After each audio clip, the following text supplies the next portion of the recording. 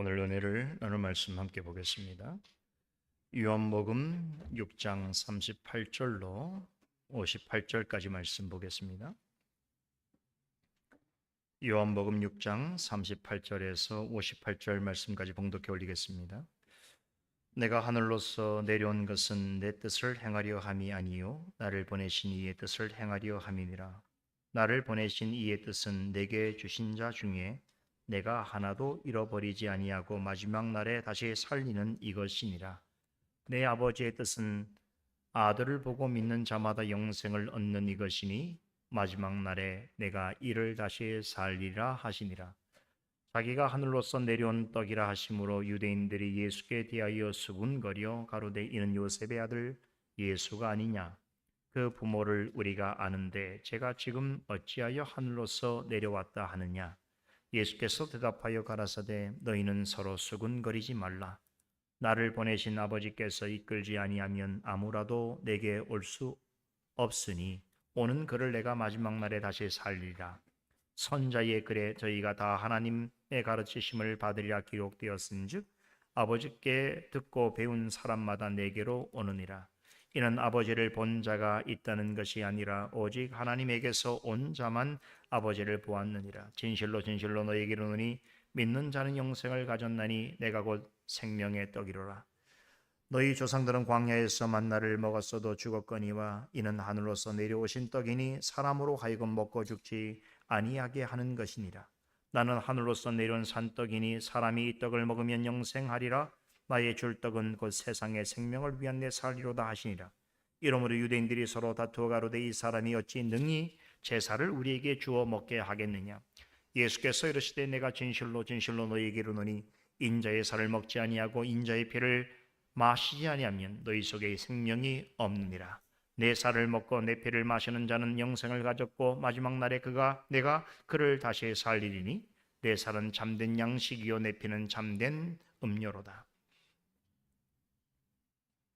내 살을 먹고 내 피를 마시는 자는 내 안에 거하고 나도 그 안에 거하나니 살아계신 아버지께서 나를 보내심에 내가 아버지로 인하여 사는 것 같이 나를 먹는 그 사람도 나로 인하여 살리라. 이것은 하늘로서 내려온 떡이니 조상들이 먹고도 죽은 그것과 같이 아니하여 이 떡을 먹는 자는 영원히 살리라.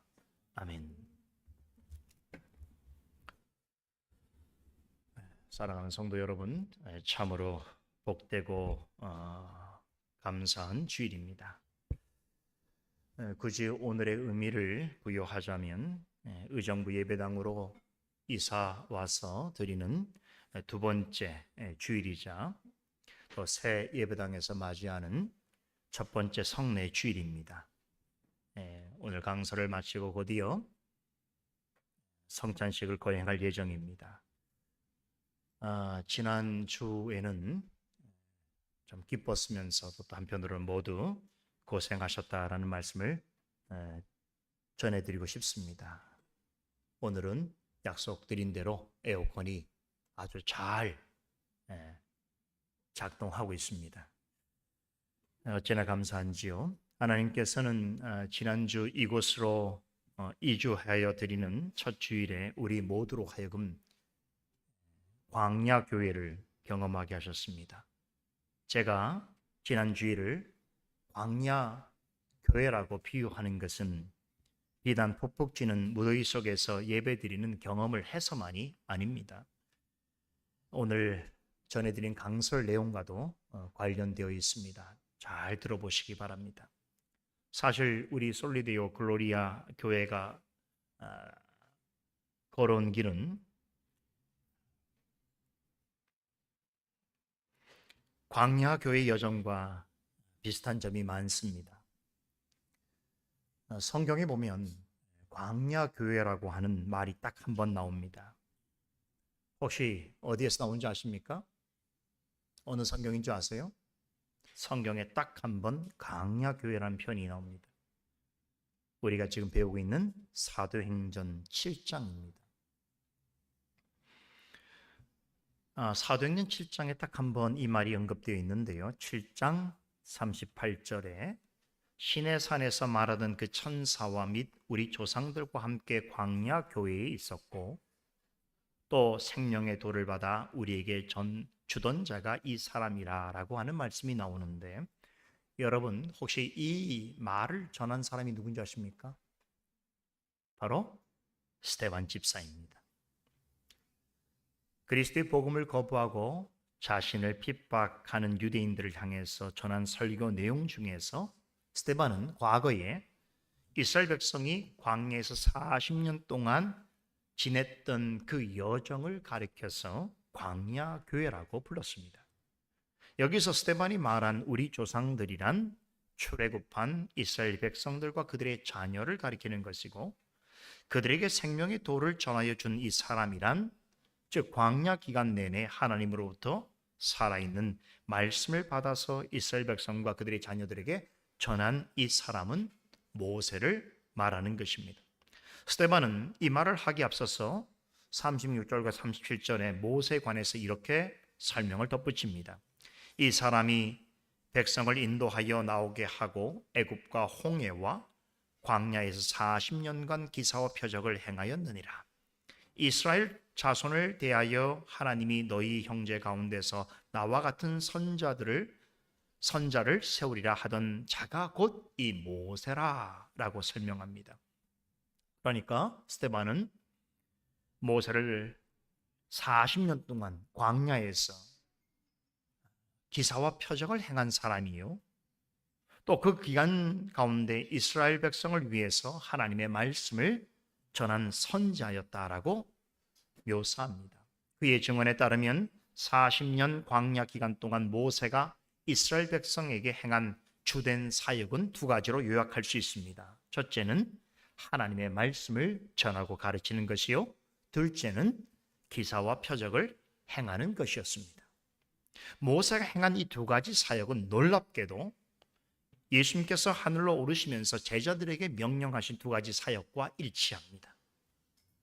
마태복음 20장 28절에 여러분도 잘 아는 예수님의 지상 명령이라고 하는 가르침이 나오지요. 너희가 가서 모든 족속으로 제자를 삼아 아버지와 아들과 성령의 이름으로 세례를 주고 내가 너희에게 분부한 모든 것을 가르쳐 지키게 하라라고 하는 말씀입니다. 예수님께서는 장차 세상에 다시 오시는 날까지 주님의 몸된 교회에 항상 함께 하시겠노라고 약속하시면서 제자들에게 부탁하신 두 가지 중대한 명령이 있습니다. 첫째는 말씀을 전하고 가르치라는 것이요, 둘째는 말씀에 따라 성례를 행하라는 것입니다. 이것은 스데반 집사가 밝힌 대로 모세가 이스라엘 광야 교회에 행한 사역과 일치합니다. 모세는 40년 광야 기간 내내 이스라엘 백성들에게 살아있는 하나님의 말씀을 전하였을 뿐만 아니라 하나님의 뜻대로 기사와 표적을 행했습니다. 그가 광야에서 행한 기사와 표적은 장차 예수 그리스도에 의해서 성취될 은혜 언약의 표화인인 성례를 의미합니다.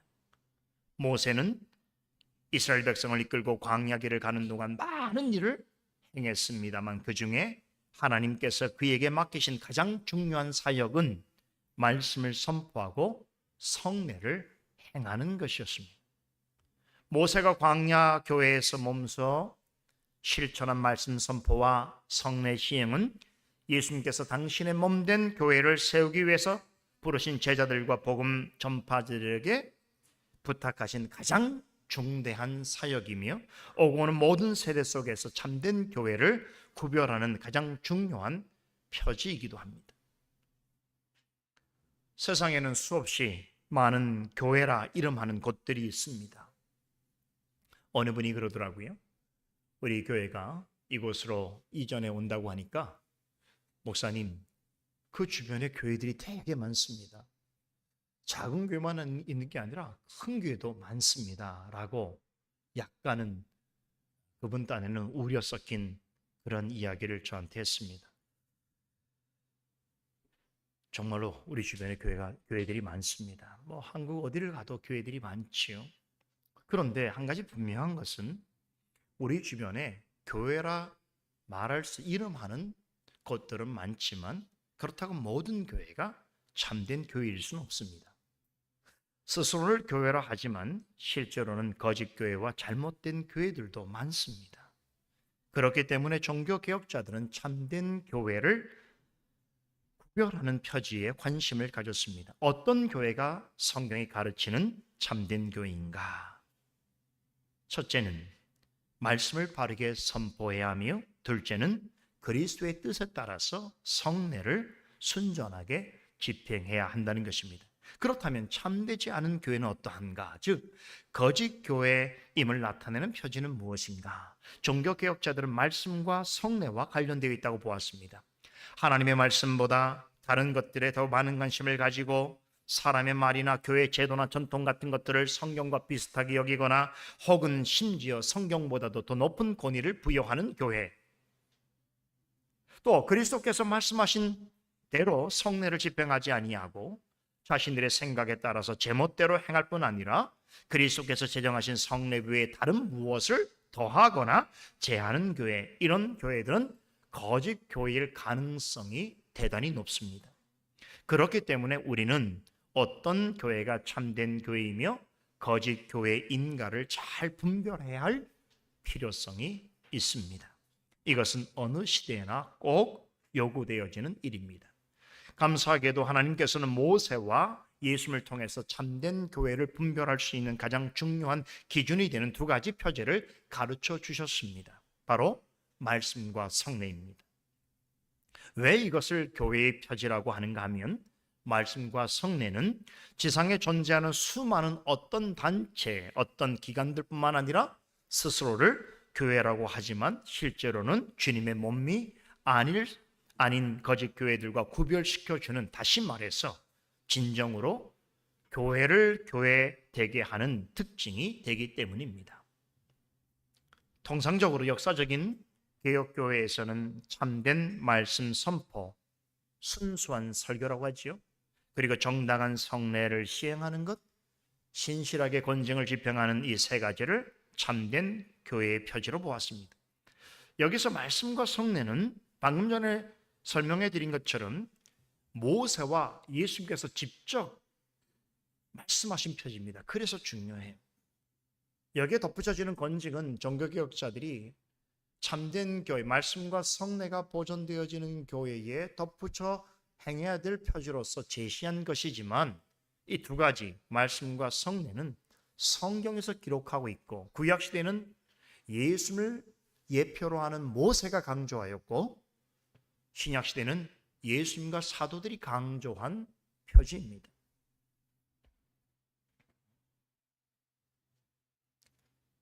또한 중요한 것은 하나님 말씀을 기록해 하신 성령께서 이 사실을 보증하여 주셨습니다. 종교개혁자들과 개혁교회 성도들은 이러하신 하나님의 뜻을 받들어서 말씀과 성례를 교회를 교회답게 하는 참된 교회의 가장 중요한 표지로 삼았습니다. 하나님이 원하시는 좋은 교회는 무엇보다도 참된 교회의 표지가 분명하게 나타나는 교회입니다. 이 표지가 확연하게 드러나지 않는다면 어떻게 되는가? 교회라고 말해도 세상의 어떤 단체나 또 이름만 가지고 있을 뿐 실은 거짓 교회나 다를 바 없는 교회와 같은 운명에 처하게 되는 것입니다.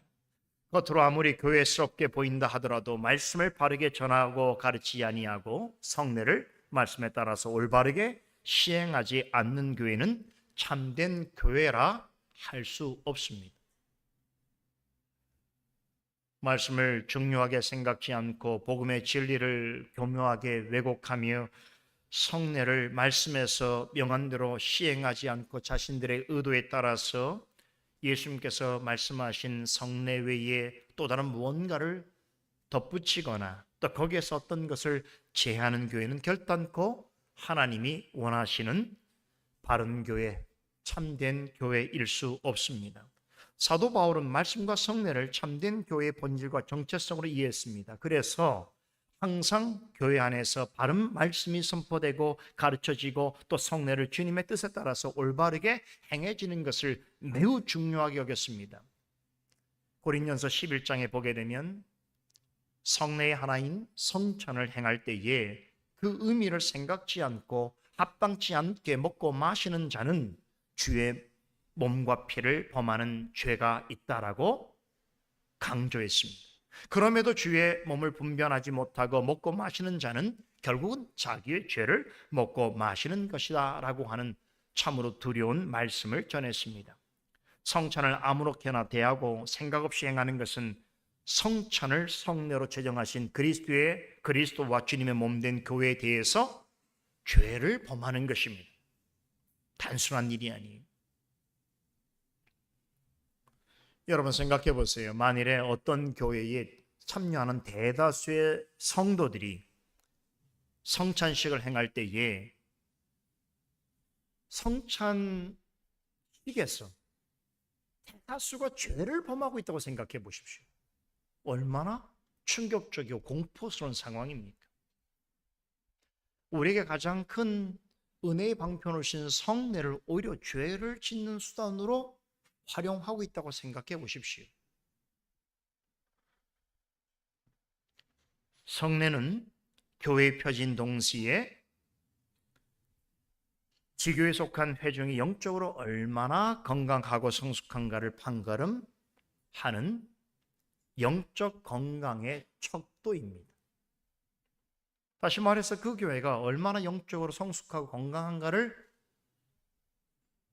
알 수 있는 표지는 먼저는 말씀이 있고 그 교회에서 어떤 말씀을 증거하고 있고 성들이 그 말씀을 어떻게 듣고 잘하고 있는가 하는 것이고, 또 다른 한 가지는 성례를 어떻게 이해하며 그 성례에 어떤 태도로 참여하고 있는가 하는 것입니다.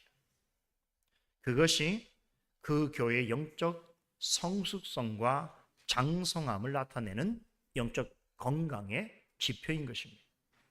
이 같은 이유에서 사도들의 가르침을 잘 이해한 종교개혁자들은 그리스도께서 제정하신 성례의 의미를 훼손하는 교회는 거짓 교회가 분명하다라고 일갈했습니다. 우리 솔리데오 글로리아 교회는 말씀에 따라 참된 교회를 추구합니다. 따라서 참된 교회의 표지를 매우 중요하게 여깁니다. 우리 교회는 설립 때부터 참된 말씀 선포와 정당한 성례 시행과 신실한 권징 집행, 이 세 가지 표지를 교회의 표지로 삼았습니다. 우리 교회 규약에도 잘 드러나 있습니다. 그 중에 말씀과 성례는 모세와 예수님께서 강조하실 뿐만 아니라 성령께서 말씀으로 보증해 주신 참된 교회의 표지입니다. 이 두 가지 표지는 모세가 광야교회를 이끌 때부터 예수님의 말씀에 따라서 사도들과 복음 전파자들에 의해서 초대교회가 생겨나던 그때에도 참된 교회의 표지로서 중요하게 취급되었습니다. 이 점에서 우리 교회도 지난날 광야교회와 초대교회가 걸었던 신앙 여정 가운데 있다라고 말씀드릴 수 있는 것입니다. 말씀을 신실하게 선포하고 말씀에 따라서 성례를 올바르게 시행하는 것은 지난날 모세가 이끌었던 광야교회와 사도들과 복음 전파자들에 의해 세워진 초대교회를 통해서 드러내신 참된 교회의 실상을 드러내는 중요한 사역입니다. 우리가 지난 8년 동안 남양주에서 지내는 동안 우리는 나름 우리가 최선을 다해서 참된 교회의 표지를 드러내는 일에 애써 왔습니다. 이제 하나님의 인도하심을 따라서 오게 된 이곳 의정부에서는 이제 참된 교회의 표지를 드러냄에 있어서 그 교회적인 열매가 실상으로 더 분명하게 드러나야 할 것입니다. 그런 의미에서 보게 될 때에 오늘 의정부 예배당에서 처음으로 맞이하는 성례 주일은 우리에게 참으로 의미 있는 시간이 아닐 수 없습니다. 그래서 오늘은 앞으로 우리 교회가 참된 교회의 표지를 보다 분명하게 드러내는 교회로 장성해 갈 것을 기대하고 확신하면서 오늘 주신 본문 말씀을 중심으로 해서 참된 교회의 표지인 성찬에 관한 교훈을 여러분과 함께 나누려고 합니다. 흔히 성찬을 주의 만찬이라고 하지요. 이 말에는 중요한 두 가지 의미가 내포되어 있습니다. 첫째는 주님이 성찬을 제정하셨다는 사실입니다. 성찬은 교회나 사람이 만든 예식이 아닙니다. 예수 그리스도께서 친히 제정하셨습니다. 둘째는 성찬은 주님과 교제하는 식탁이라는 것을 말해주고 있습니다. 그러나 이 식탁은 예수님과 육체적인 교제를 나누는 것을 의미하는 것이 아닙니다. 예수님께서 다시 오시는 그날까지는 우리는 예수님의 육체를 보거나 만질 수 없습니다. 그럼에도 예수님께서는 당신 안에 거하는 하나님의 백성들이 영적 생명을 유지하고 보존해 주시기 위해서 영적이고 신령한 양식을 늘 공급해 주십니다. 그 일을 위해서 우리를 영적 식탁으로 초대해 주십니다. 이것이 바로 성찬입니다. 이렇게 성찬은 주님께서 배설해 주신 영적 식탁에서 우리의 영혼을 위해 영적 양식을 베풀어 주시는 영적 식사 자리입니다. 성찬을 주의 만찬이라고 부르는 이유가 여기 있습니다. 예수님께서 제정하신 성례는 세례와 성찬 두 가지뿐이지요. 이 두 가지는 실과 바늘과 같습니다. 바늘과 실 같습니다. 세례는 구약의 할례에 해당됩니다. 할례에서 가장 강조되어지는 것은 바로 피 흘림입니다. 사람의 피부의 표피를 자르면 피를 흘리게 되지요. 그러니까 이 할례에서 피 흘림을 통해서 무엇을 의미하는가 하면 죄의 사함을 얻고 하나님의 소유된 거룩한 백성이 되었다라고 하는 것을 외적으로 인치는 예식이 바로 할례입니다.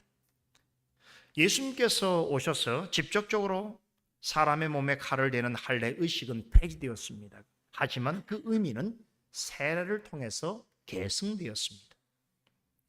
물로 주는 세례는 예수 그리스도에 의해서 죄 씻음을 받았다는 것을 나타냅니다. 즉 그리스도께서 십자가에 걸리신 보혈로 인해서 죄로 부패하였고 오염되었던 우리 영혼을 깨끗이 씻어 주시고 정결하게 해 주셨다라고 하는 것을 물로 씻는 세례를 통해서 나타내 보여주신 것입니다.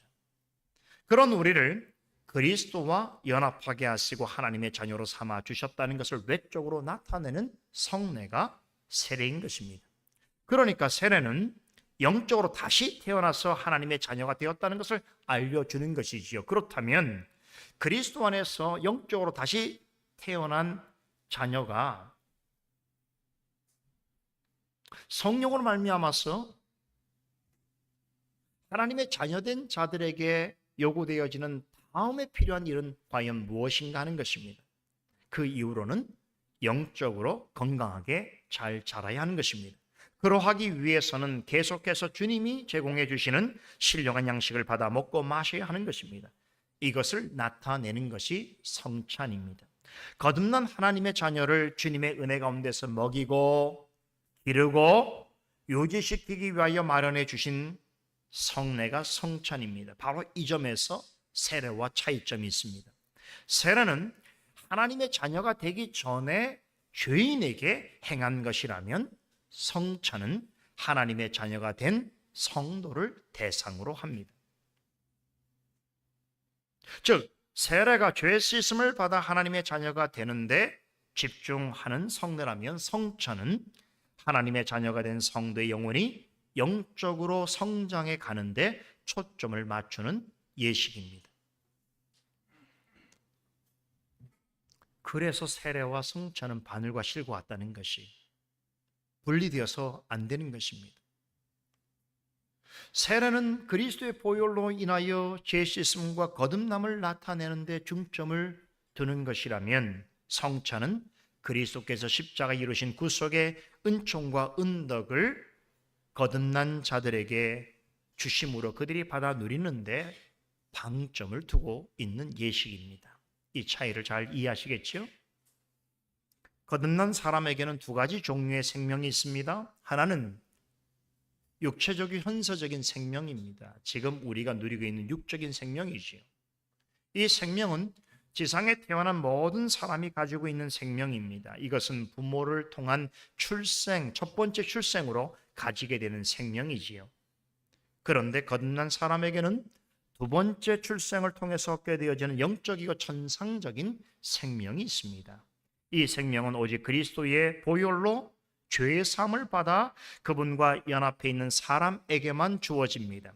그리스도 안에서 오직 택함 받은 사람만이 가지게 되는 신령한 생명인 것입니다.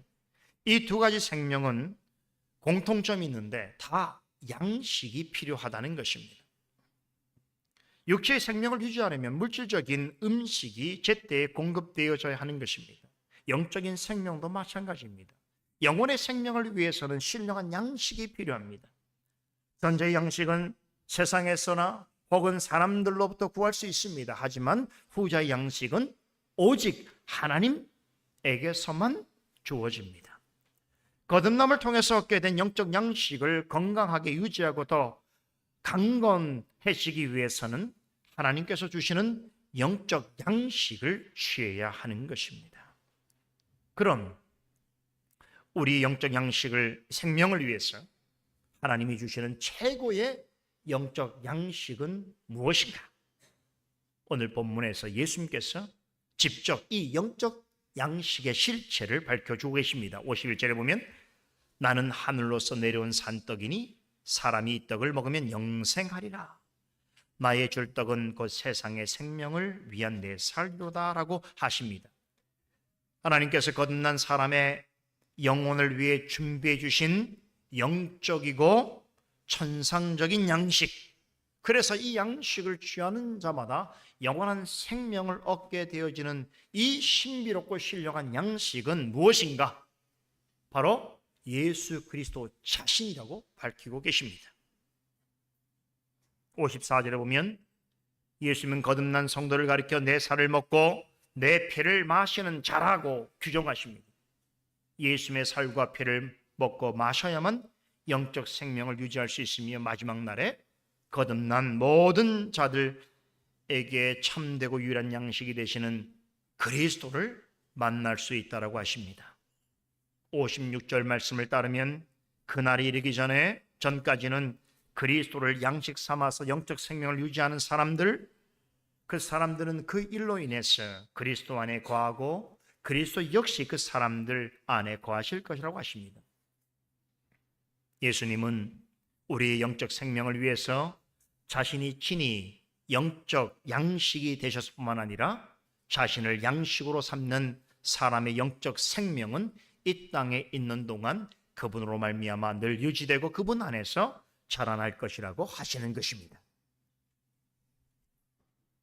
이 같은 예수님은 거듭난 하나님의 자녀들의 영혼을 위한 참되고 유일한 영적 양식이라는 것을 그분의 몸과 피를 상징하는 떡과 포도주라고 하는 표지를 통해서 보다 확실하게 드러내 보여주시려고 제정하신 예식이 바로 성찬입니다. 성찬식을 거행할 때 우리는 성찬상 위에 놓여있는 떡과 포도주를 먹고 마시게 됩니다. 하지만 사실상 이 떡과 포도주는 물질에 불과한 것입니다. 이것들이 우리의 영혼의 양식이 될 수 없습니다. 우리의 영적 생명을 위해서는 하나님께서 제공해 주시는 영적이고 천상적인 양식이 필요합니다. 예수님께서는 자신을 하늘에서 내려온 산떡이라고 하시면서 거듭난 사람의 영적 생명을 위해서 하나님이 주신 산떡 대신은 자신을 취하는 사람만이 영생하리라 라고 하셨습니다. 성찬상에 놓인 떡과 포도주는 거듭난 사람의 영적 생명을 유지하고 자라나게 하시기 위해서 하나님께서 하늘로부터 보내주신 예수 그리스도를 나타내는 것입니다. 예수님은 떡과 포도주라고 하는 육적인 음식을 통해서 하늘로서 내려오신 자신만이 성령으로 말미암아 거듭난 자의 영혼을 살리고 유지시키시는 참된 양식이요 참된 음료라는 것을 나타내 보이셨습니다. 성찬상에 놓인 떡과 포도주는 두 가지 상징적인 의미가 있습니다. 첫째는 떡과 포도주는 사람이 육적 생명을 유지하기 위해서는 반드시 입으로 먹고 마시는 활동이 사는 날 동안 지속되어야 한다는 것을 말해줍니다. 여기서 떡과 포도주는 사람의 생명을 위해서 절대적으로 필요한 양식을 의미합니다. 사람은 죽는 날까지 음식이 공급되어야 합니다. 그래야만 육적 생명을 유지할 수 있습니다. 그러하듯이 우리의 영적 생명 또한 그것이 잘 유지되고 건강하려면 그에 합당한 양식이 필요하다는 것을 떡과 포도주를 통하여 우리에게 말씀해 주고 있습니다.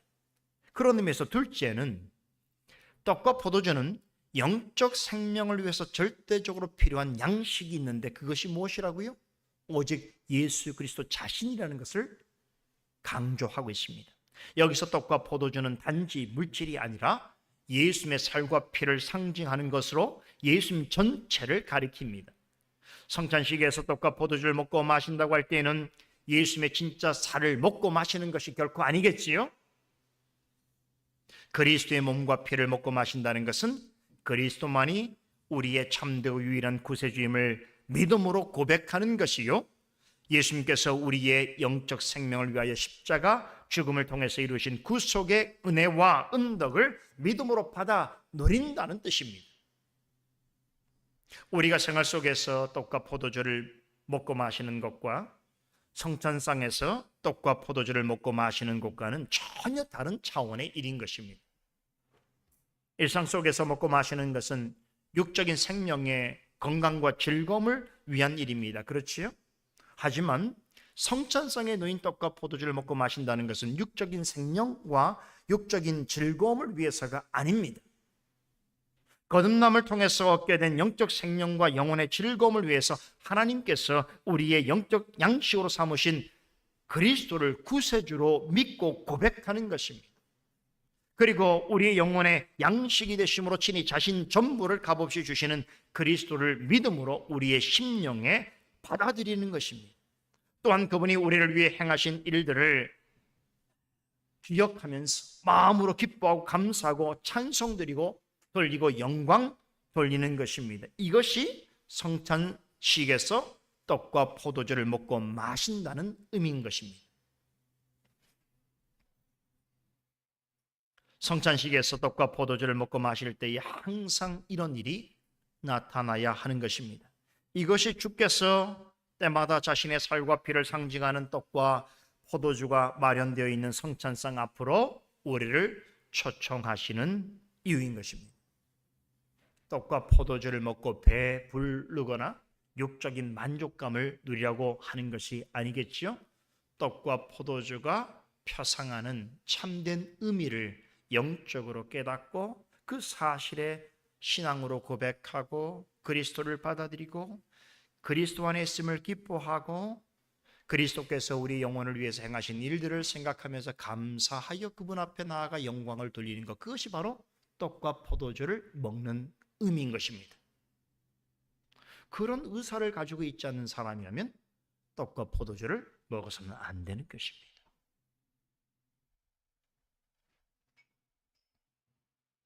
예수님께서 성찬식을 제정하시던 그날 밤에 떡을 갖고 축사하시고 제자들에게 떼어주시면서 이것은 너희를 위하는 내 몸이니 이것을 행하여 나를 기념하라 라고 명령하셨습니다. 또한 식후에 잔을 가지시고는 이 잔은 내 피로 세운 새 언약이니 이것을 마실 때마다 나를 기념하라라고도 명하셨습니다. 이 때문에 복음 전파로 세워진 모든 초대교회에서는 주님이 하신 말씀에 따라서 주일에 공적 모임을 가질 때마다 성찬 예식을 거행했습니다. 성도들은 이 성찬의 기쁨과 사모함으로 참석했습니다. 성찬은 교회에서 그저 떡과 포도주를 나눠주고 그것을 먹고 마시는 예식이 아닙니다. 영적 생명의 참되고 유일한 양식이 되시는 예수 그리스도를 구주로 믿고 고백할 뿐만 아니라 그분이 우리를 위해 십자가에서 이루신 구속의 은총과 은덕들과 함께 결국은 자기 자신을 가장 좋은 선물로 주시는 그 놀라운 은혜를 실제로 받아 누리는 신령하고 거룩한 예식입니다. 그러니까 우리가 성찬에서 얻을 수 있는 가장 큰 은총과 은덕은 뭐냐면 그리스도께서 십자가에서 이루신 구속의 결과물도 있지만 지금도 여전히 자신을 성찬을 통하여 내어주시는 바로 그 예수 그리스도입니다. 그분을 얻는 것이 우리에게 가장 큰 복이요 영광인 것입니다. 그런 점에 성찬은 주님께서 우리의 영혼을 위해서 마련해 두신 영적 식탁이라 할 수 있는 것입니다. 여러분, 식탁의 즐거움 아시죠?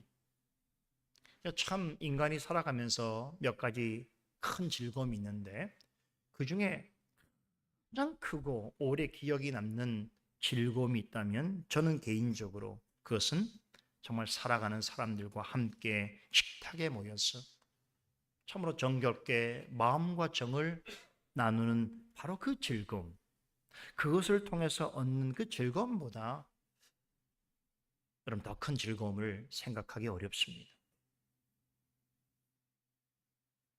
바로 그런 까닭에 개혁교회에서는 성찬을 가리켜서 주의 만찬 혹은 연회 혹은 향년이라고 하는 잔치를 의미하는 여러 가지의 명칭으로 불렀던 것입니다. 그렇습니다. 성찬은 주님께서 자신뿐만 아니라 십자가에서 이루신 모든 은총과 은덕을 성찬상으로 부르신 하나님의 백성과 함께 나누고 즐거워하시기 위해서 마련해 주신 영적 식탁입니다. 예수님께서는 성찬상에 놓인 떡과 포도주를 가르치시면서 이것은 내 몸이요 내 살이라고 하시면서 내 몸과 내 피는 너희를 위한 참된 양식이요 참된 음료라고 하셨습니다. 그리고 이것을 믿음으로 받아 먹고 마시라고 하셨습니다. 그렇게 하는 자마다 그리스도께서 그 안에 거하실 것이요 그는 그리스도 안에 거할 것이라고 말씀하셨습니다. 뿐만 아니라 바로 그 예수 그리스도를 통해서 지금 이 순간뿐만 아니라 영원한 생명을 누리게 될 것이라고 말씀하셨습니다. 성찬은 그러하신 주님과 믿음으로 깊이 교제 나누고 주님과 함께 즐거워하도록 하기 위해서 마련된 영적 식탁입니다. 그렇기 때문에 우리는 성찬상 앞으로 나아갈 때에 여러분 슬픔이나 두려움을 가지고 나아가서 안 됩니다. 즐거움과 소망하는 마음을 가지고 나아가야 하는 것입니다. 성찬은 예수 그리스도의 죽음과 고난과 죽음마저 건넌 자들에게는 영적인 큰 기쁨과 위로로 변화시키는 놀라운 능력을 나타내 보이는 실제적이고 거룩한 예식인 것입니다. 여러분이 누군가로부터 아주 귀한 사람으로부터 아주 좋은 만찬 자리에 초대받았다고 생각해 보십시오. 여러분이 너무 감격스러워서 잠깐 눈물 짓고 하는 것은 이해할 수 있으나 그런 자리에 앉아서 시종일관 슬퍼하고 괴로워한다면 어떻겠습니까? 그것은 격에 맞지 않는 일이지요. 분위기에도 어울리지 않습니다. 나아가서는 여러분을 초대해 준 바로 그 귀인에게 큰 신뢰를 범하는 것입니다. 그렇죠.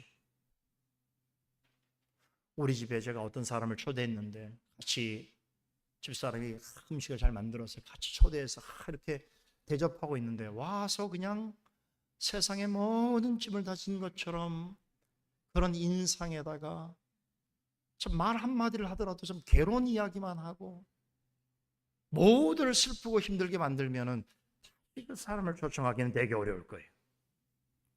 그 목적에 맞지 않는 것이.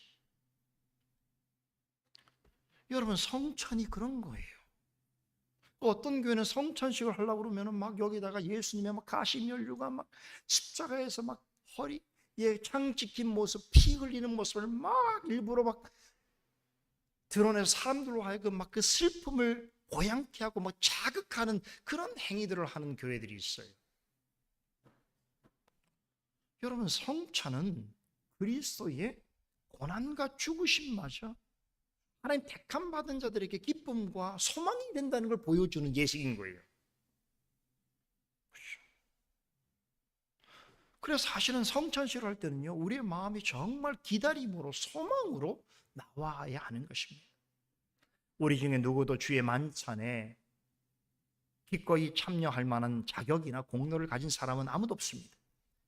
죄와 허물로 죽을 수밖에 없었던, 그래서 하나님의 원수였던 우리가 주님께서 마련해 주신 이 좋은 만찬에 참여할 수 있게 되었다는 것은 정말로 놀라운 일입니다. 미라클입니다. 우리가 어떤 자격으로 주께서 실제로 배설하시고 자기 자신을 주시며 영생을 우리에게 주시는 이 거룩한 예식에 참여할 수 있는 조건과 자격을 가졌겠습니까?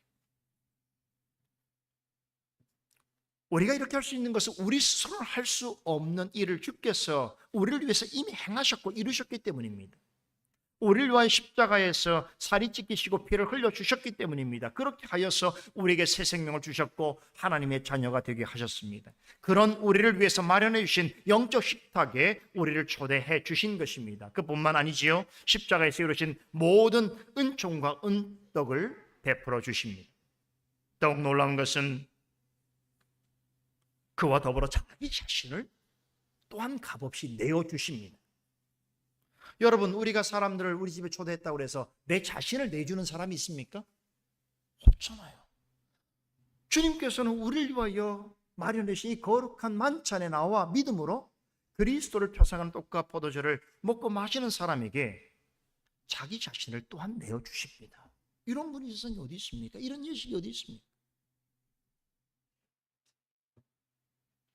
그것을 우리에게 확신시켜 주시기 위해서 자신의 몸과 피를 상징하는 떡과 포도주를 믿음으로 받아 먹고 마시라고 명하신 것입니다. 예수님으로부터 이 좋은 것들을 무상으로 받아 누리는 데 있어서 우리가 할 일은 단지 한 가지뿐입니다. 무엇이겠습니까? 믿음으로 떡과 포도주를 먹고 마시는 것입니다. 그 일로 인해서 예수 그리스도가 우리의 구주이시고 우리를 구원하신 구세주임을 고백하며 그분을 신뢰하며 의지하며 나아가는 것입니다. 그렇게 하는 사람은 성찬을 통해서 제공해 주시는 좋은 것들을 받아 누리게 될 수 있습니다. 성찬은 주께서 우리 영혼을 위로하고 소생케 하시고 강하게 하시기 위해 마련해 주신 영적 식탁입니다. 그러므로 우리는 성찬식을 행할 때에 그리스도로 말미암아 즐거워해야 하는 것입니다. 성찬식에 나오기 전에 여러 가지 일들이 있어서 그 중에는 참 시험도 있고 또 시련도 있고 실족할 만한 일도 있어서 마음에 괴로움이 가득했다고 하더라도 그것은 여러분의 문제인 거예요. 그렇죠? 삶이 나를 속인다 할지라도 속은 내가 문제인 것이지요. 그러나 그럼에도 성찬상 앞으로 나오게 될 때는 즐거움과 기쁨을 누려야 합니다. 왜 그렇습니까? 그리스도로 말미암아서입니다. 그리스도에게 문제가 없어요. 그리스도는 가장 좋은 것으로 자신을 성찬을 통하여 제시하여 주십니다. 그래서 벨즈신앙고백서 35장에 보게 되면 이 일에 관하여서 이렇게 아름답게 고백합니다. 너무나 아름다운 고백이, 한번 들어보세요. 이 식탁에서 그분은 우리로 하여금 그의 고난과 죽으심과 공로만큼이나 그분 자신을 즐거워하게 하시며 그리스도께서는 그의 몸을 주어 먹게 하심으로 우리의 가련하고 곤고한 영혼을 먹이시고 강하게 하시고 위로하시며 그의 피를 마시게 하심으로 그들을 소생시키시고 새롭게 하십니다. 아멘. 이런 고백에 아멘 해야죠. 참 대단한 고백이에요. 지금 제가 설명드린 내용을 이 한 문장에 다 담아서 전하고 있는 거예요. 너무나 분명하고 아름다운 신앙 고백입니다.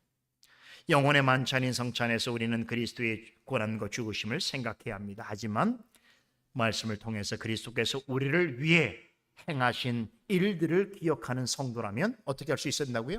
그분으로 말미암아 즐거워할 수 있어야 하는 것이에요. 우리가 주님과 함께하는 식탁에 초대받게 된 것만 해도 여러분 정말 어메이징한 일이 아닙니까? 또 놀라운 것은 우리의 영혼을 위해서 마련해 주신 이 영적 식탁에서 그리스도께서는 자신이 이루신 가장 좋은 것들뿐만 아니라 계속해서 강조하지만 무엇보다도 자기 자신을 아낌없이 내어준다는 사실을 우린 기억해야 합니다.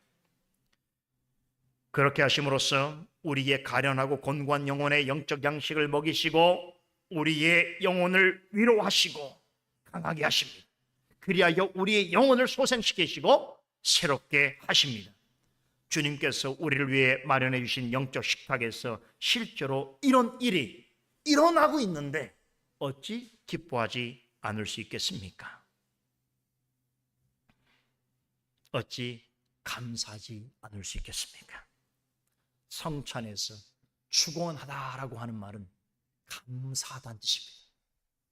그리스도께서 떡을 들어 축원하시면서 뭘 하셨어요? 이 떡을 통하여 내 자신을 하나님의 택한 백성들에게 주는 일에 대하여 어떻게 하신 거예요? 감사하신 것이. 그래서 성찬은 영적인 즐거움뿐만 아니라 감사로 드리는 예식이 되어야 하는 것입니다.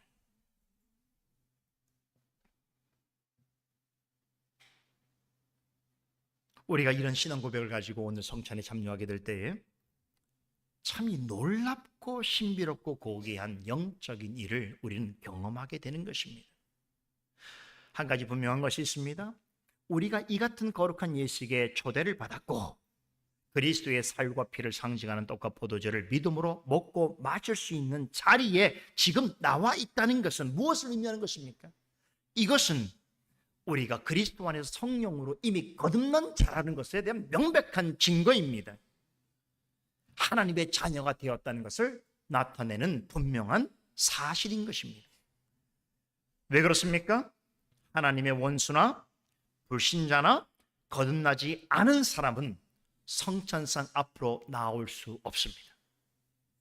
설령 어찌어찌해서 성찬상에 놓인 떡과 포도주를 먹고 마신다고 하더라도 성찬을 통하여 우리에게 주시려고 하는 그리스도로 인한 실제적인 즐거움과 소망은 누릴 수 없을 뿐더러 그런 행위는 오히려 자신의 죄를 먹고 마시는 일이 될 것이기 때문입니다. 여러분, 우리 주변을 돌아보게 되면 무엇을 상징하는 어떠한 실체를 간명하게 전체를 표현하는 일종의 심볼, 사인, 표라는 게 있잖아요. 그런데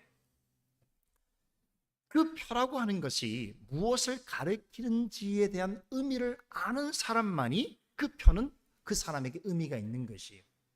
다시 말해서 우리가 도로를 가면서 예를 들면 어떤 표가 어디를 향하여 가라고 하는 그 표의 의미를 아는 사람만이 그 표가 주는 유익을 누릴 수 있게 되는 것이지요. 여러분, 성찬을 통해서 받아 누릴 수 있는 영적 유익도 성찬에 담겨 있는 의미와 교훈을 표로서 제시해주고 있는 이 교훈을 알지 못하는 이에게 있어서는 아무런 의미가 없는 거예요. 그냥 떡과 포도주를 조금 먹고 마시는 것 외에는 의미가 없는 것입니다. 그렇죠? 그래서 성찬을 행할 때마다 여러분들에게 이 예식에 담겨 있는 심볼 전체를 표상으로 설명하고 있는 이 중대한 의미가 무엇인지를 설명드리는 것이에요. 그래서 이 의미를 아는 사람만이 떡과 포도주를 통하여 나타내시려고 하는 성찬의 표가 가지고 있는 그 무궁무진한 영적인 부요함의 은혜를 맛보아 누릴 수 있게 된다는 것입니다. 성찬에 대해서 한 가지만 더 말씀드리고 마치겠습니다. 성찬은 두 가지 참된 연합을 가져옵니다. 첫째는 그리스도와의 연합입니다. 56절에 내 살을 먹고 내 피를 마시는 자는 내 안에 거하고 나도 그 안에 거한다라고 하셨습니다. 말씀에 근거하여 믿음으로 떡과 포도주를 먹고 마실 때에 성령께서 우리를 그리스도에게 더욱 강하게 연합시켜 주십니다. 성찬에 올바르게 참여하는 사람은 그래서 요한복음 15장에서 소개하고 있는 포도나무와 가지의 비유의 의미를 깨닫게 되는 것입니다. 포도나무에 붙어있지 않는 가지는 과실을 맺을 수 없습니다. 나무에서 떨어져 있는 가지는 불에 던져지게 될 뿐입니다. 이 비유에서 예수님께서는 나는 포도나무여 너희는 가지라고 하셨습니다. 그러므로 너희가 내 안에 있고 내가 너희 안에 있으면 과실을 많이 맺을 뿐 아니라 하나님께서 영광을 받으시고 너희는 내 제자가 될 것이라고 하셨습니다. 성찬은 가진 우리가 포도나무이신 예수님에게 붙어 있다는 것을 깨닫게 해주는 예식입니다. 그것을 확실히 깨닫게 하시기 위해서 떡과 포도주를 직접 우리의 입으로 먹고 마시게 함으로써 그 떡과 포도주가 어떻게 되어지는 것을 깨닫게 합니까? 우리의 몸의 일부가 되게 하는 것을 경험하게 하시는 것입니다. 우리가 떡과 포도주를 먹는 순간 이젠 떡과 포도주 자체로 남는 것이 아니라 우리의 몸의 일부가 되어지는 것이죠. 가지는 포도나무의 일부입니다. 포도나무에 붙어 있어야만 가지로서의 역할과 사명을 다할 수 있는 것입니다. 우리는 참된 포도나무이신 예수님에게 붙어 있는 가지여야 합니다. 가지가 나무를 떠나면 생명을 잃게 됩니다. 그렇듯이 길이요 진리요 생명이신 예수님을 떠나면 영적 생명은 위태로워집니다. 나무에서 떨어져 나간 가지는 나중에 어떻게 합니까? 모아다가 불에 던져질 뿐입니다. 그러하듯이 참된 포도나무이신 예수님을 완전히 떠나 있는 사람은 영원한 심판과 멸망을 피할 수 없습니다. 성령께서는 믿음으로 떡과 포도주를 먹고 마실 때에 우리의 마음속에 하나님의 사랑과 그리스도의 은혜를 아는 마음을 불붙게 해주십니다. 성찬을 정말 바르게 임하면 이 성찬을 통하여 하나님의 깊은 사랑과 그리스도의 놀라우신 은혜를 열망하는 마음에 불이 붙게 되어 있어요. 그런 마음으로 성찬상 앞으로 나오게 되어 있습니다. 성찬을 통해서 그리스도와 더 깊이 연합하게 되어지는 것입니다. 그리하여 우리 자신이 그리스도의 몸의 일부인 지체가 되었다는 것을 성찬을 통하여 깨닫게 되는 것입니다. 둘째로 성찬은 그리스도 안에 있는 성도들과의 참된 연합을 경험하게 합니다. 초대교회 때부터 지금까지 성찬식을 시행할 때마다 항상 행하게 되는 전통이 있습니다. 무엇입니까? 모든 성도가 다 같이 모여서 성찬을 행하게 된다는 것입니다. 그래서 개혁교회에서는 성찬식을 반드시 공예배 시간에 행하게 됩니다. 왜 그렇습니까? 성찬은 그리스도와의 연합뿐만 아니라 한 몸 된 지체 간의 연합을 이루는 데 있어서 가장 효과적인 예식이 되기 때문입니다. 이에 대해서 사도 바울은 고린전서 10장 16절 17절에서 이렇게 설명합니다. 우리가 축복하는 바 축복의 잔은 그리스도의 피에 참여함이 아니며 우리가 떼는 떡은 그리스도의 몸에 참여함이 아니냐. 떡이 하나요 많은 우리가 한 몸이니 우리가 다 한 떡에 참여함이라 라고 말씀하셨습니다. 이 말씀에 따르면 성찬을 통해서 그리스도의 피와 몸을 나눈 사람들은 영적으로 어떻다는 거예요? 한 가족이라는 것입니다. 여러분, 우리가 보통 가족을 어떻게 합니까? 혈연 관계로 맺어진 사람들의 모임 집단을 가리켜서 가족이라고 말하지요. 자, 그런데 성찬에 참여하는 성도들은 더 놀랍고 신비로운 혈연 관계를 맺고 있습니다. 어떤 혈연 관계입니까? 인간적 혈연 관계가 아니라 그리스도의 피에 의해서 한 가족이 되었습니다. 사람의 피가 아니에요. 그리스도의 영원한 피에 의해서 우리는 한 가족이 된 사람들입니다. 그러니까 우리는 그리스도의 몸과 피를 나눈 사이기 때문에 한 가족이며, 그렇기 때문에 우리는 주 안에서 성도를 부를 때 주 안에 형제 자매라고 부르는 것입니다. 세상 사람들은 이해할 수가 없죠. 혈연 관계가 아닌데 우리 형제 자매라고 부르는 걸 이해할 수 없어요. 그런데 사람의 피보다 영원하신 구세주의 몸과 피로 인하여 하나가 된 가족이기 때문에 우리는 얼마든지 주 안에서 더 온전한 형제 자매가 될 수 있게 된 것입니다. 또한 성도들이 모인 교회를 가리켜서 뭐라고 표현합니까? 신적 가정이요 하나님의 집이라고 부르는 것입니다. 성찬은 오직 하나님의 집에서만 나눌 수 있는 영적 식탁입니다. 이 식탁에는 그리스도의 몸과 피로서 형제 자매된 성도들만이 참여할 수 있습니다. 이렇게 성찬은 모든 성도 각자가 그리스도와 연합되어 있다는 것을 알게 할 뿐만 아니라 그리스도의 지체로서 함께하고 있는 성도들 또한 그리스도의 몸과 피로 맺어진 하나님의 한 가족임을 실제적으로 경험하게 하는 것이 바로 성찬입니다. 여러분, 성찬은 우리에게 너무나 유익하고 좋은 예식인 것입니다. 믿으십니까? 주님께서 그냥 이것을 제정하신 게 아니에요. 그래서 성찬의 의미를 생각하면 할수록 우린 그리스도의 마음을 깨닫게 되는 것입니다.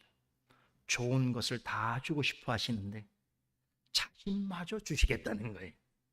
그것이 성찬의 핵심인 것입니다. 이제 이렇게 신령하고 아름답고 거룩하고 선하고 좋은 영적 식탁에 우리를 초대해 주셨습니다. 믿음으로 나아가도록 하십시다. 기도하겠습니다. 거룩하신 하나님, 오늘 우리에게 참으로 복된 귀한 예식인 성찬을 의정부 예배당에서 또 처음으로 행할 수 있도록 인도해 주셔서 감사드립니다. 이제 주님의 말씀에 따라서 성찬식을 거행하고자 원합니다. 오늘 말씀에 이른바대로 하나님의 약속하신 은혜와 사랑과 긍휼이 풍성하게 드러난 예식되도록 역사하여 주시옵소서. 예수 그리스도 이름으로 기도드리옵나이다. 아멘.